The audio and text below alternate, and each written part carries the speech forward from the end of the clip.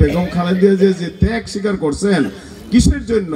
আপনার আমার এই সারা বাংলাদেশের 18 কোটি মানুষের জন্য নিজের জীবন বিলীন করছেন, নিজের পরিবারের জীবন বিলীন করছেন, নিজে পুরা নিঃস্ব হয়ে গেছে। আজকে তার বাড়ি নাই, ঘর নাই, পোলা বিদেশে আছেন, থাকার জায়গা নাই, মানুষের জায়গায় থাকে, স্বাস্থ্য শরীরের অবস্থা কি? শুধু একটাই, আমাদের গণতন্ত্রের অধিকার ফিরে আনার জন্য অন্যায়ের সাথে সে কোনো মতেই আপোষ করেন নাই। তো সেই নেত্রীর জন্য আমরা যেন প্রাণ খুলে দোয়া করি। আমি সব জায়গায় বলি, আমরা শুধু এইখানে দোয়া করলে হবে না, প্রতিটা মসজিদে মসজিদে নামাজ দোয়া হচ্ছে আল্লাহ ইনশাল্লাহ। আর আজকে আমরা এখানে যারা আছি আপনারা আমরা দোয়া করব এবং নিজেরা ওয়াদা করবো আমরা সবাই নামাজ পড়বো।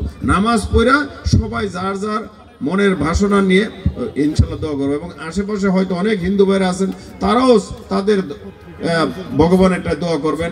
সবাই মিলে সারা বাংলাদেশের মানুষ, হিন্দু, মুসলমান, খ্রিস্টান, বৌদ্ধ সবাই কিন্তু দোয়া করতেছে এই দেশের নেত্রী বেগম খালেদার জন্য। শুধু বাংলাদেশেই না, বহির্বিশ্বেও যারা আছেন তারাও কিন্তু এই নেত্রীর জন্য দোয়া করতেছেন। দেশের নেত্রী বেগম খালেদা জিয়া, আপনারা জানেন, আপনাদেরকে আর বলার কিছুই নাই।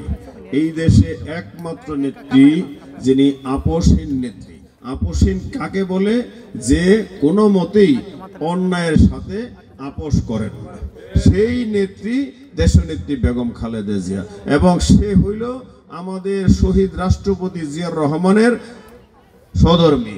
এবং কেন আপনারা জানেন শহীদ রাষ্ট্রপতি জিয়াউর রহমানকে এই দেশের স্বাধীনতার ঘোষক। এই যে অনেক মুরব্বীরা দেখা যায় শহীদ রাষ্ট্রপতি জিয়াউর রহমানের সৈনিক, যাদের সাথে এই শহীদ রাষ্ট্রপতি জিয়াউর রহমানের রাজনীতি করছেন, তারা এইখানে উপস্থিত আছেন। শহীদ রাষ্ট্রপতি জিয়াউর রহমানের কথা বলতে গেলে অনেক সময় লাগবে, আমাদের নেত্রী দেশনেত্রী বেগম খালেদা জিয়ার সম্বন্ধে বলতে গেলে বহু সময় লাগবে। যেহেতু সময় কম, আমরা এখনই দোয়া করব শুধু